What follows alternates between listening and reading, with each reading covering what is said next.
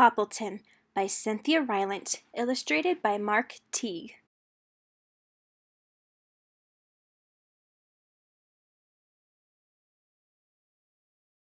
Neighbors. Poppleton used to be a city pig. He did city things. He took taxis. He jogged in the park. He went to museums. Then one day, Poppleton got tired of city life. He moved to a small house in a small town. Poppleton's small house was charming. It had a little sunroom where Poppleton took naps. It had lots and lots of shelves where Poppleton kept things. It had a little garden where Poppleton planted corn. And it had Cherry Sue. Cherry Sue was Poppleton's new neighbor.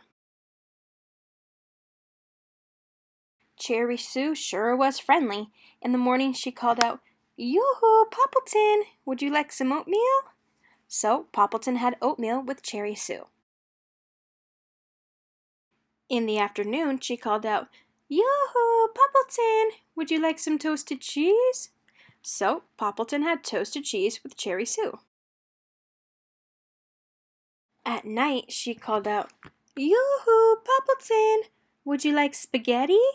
So Poppleton had spaghetti with Cherry Sue. This went on day after day. At first it was fun, but not for long.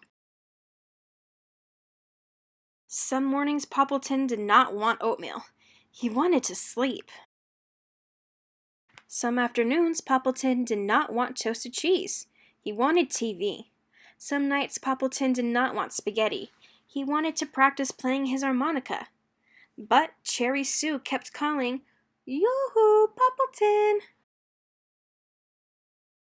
One day while he was watering his lawn, Poppleton couldn't take it anymore.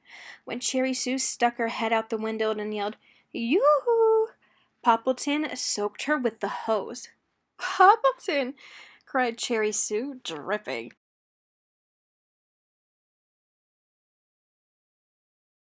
Poppleton felt awful.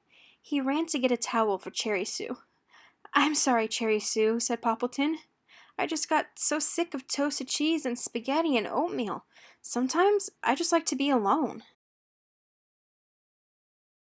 "You too?" said Cherry Sue. "I kept inviting you over because I didn't know how to stop inviting you over," she said. "I thought I might hurt your feelings." Then Poppleton soaked himself with the hose. They laughed and laughed. Poppleton and Cherry Sue were best friends from then on. The library. Poppleton went to the library every Monday. Monday was always Poppleton's library day. If Cherry Sue invited him to tea on Monday, Poppleton would say, "Sorry, library day." If there was a wonderful parade in town on Monday, Poppleton would say, "Too bad, library day." Poppleton took library day very seriously. At the library, Poppleton always got a table all to himself. He spread out each of his things on the table: his eyeglasses, his tissues, his lip balm, his pocket watch, his bookmarker, and his duffel. Then he began to read. Poppleton liked adventure stories. He buried his head in an adventure book every Monday, and he left it there all day long.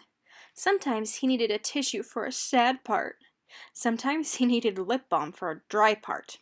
Sometimes he needed his pocket watch for a slow part. But he loved his adventure. At the end of the day, Poppleton finished the story. He thanked the librarian and packed up his things in his duffel. Then he slowly walked home, all dreamy from so much adventure. Monday was Poppleton's favorite day of all. The pill. Poppleton's friend Fillmore was sick in bed. Poppleton brought Fillmore some chicken soup. "I feel terrible, Poppleton," said Fillmore. "Have a bowl of soup," said Poppleton. "First I have to take my pill," said Fillmore. "Where is it?" Over there on the table, said Fillmore. Poppleton brought Fillmore his pill. I can't take it like that, said Fillmore. You have to hide it. Hide it? Asked Poppleton. You have to hide it in my food, said Fillmore. I'll put it in the soup, said Poppleton. No, it has to be in something sweet, said Fillmore. Sweet? Asked Poppleton. Soft and sweet, said Fillmore. Soft and sweet? Asked Poppleton. Soft and sweet and with raspberry filling, said Fillmore. Sweet and soft with raspberry filling? Asked Poppleton. And chocolate on top, said Fillmore. Chocolate on... Fillmore, are you talking about Cherry Sue's heavenly cake? Asked Poppleton. Fillmore smiled.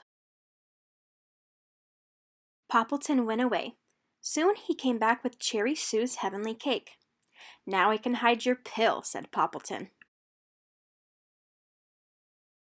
Don't tell me which piece of cake it's in, said Fillmore. Poppleton sliced the cake into 10 pieces. He hid Fillmore's pill in one of them.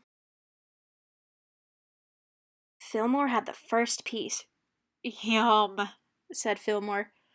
Did I take my pill? Poppleton shook his head. Fillmore had another piece. Yum, said Fillmore. Did I take it? Poppleton shook his head. Fillmore ate piece after piece after piece. Did I take it? Poppleton kept shaking his head. Finally, there was only one piece of cake left. Thank goodness, said Poppleton. Fillmore looked at the piece of cake. I can't eat that one, he said. It has a pill. Well, what can you eat? Shouted Poppleton. Something lemony, said Fillmore, with coconut. I feel sick, said Poppleton. Move over. Poppleton and Fillmore were sick in bed for 3 days. They took lots of pills. It took 27 cakes to get them down.